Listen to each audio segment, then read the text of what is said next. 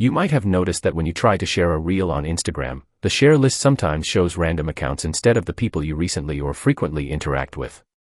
If you're facing this issue, you're not alone, and there's nothing wrong with your account. This appears to be a bug on Instagram's side. In this guide, I'll show you a simple workaround that can help you deal with this problem.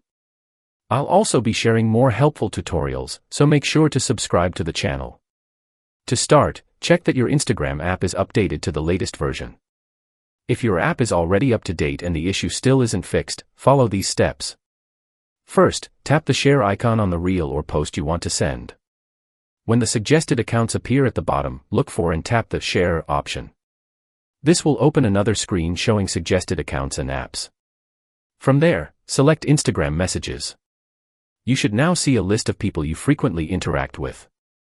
You can tap Send next to any account to share the reel, or use the search bar to find a specific person.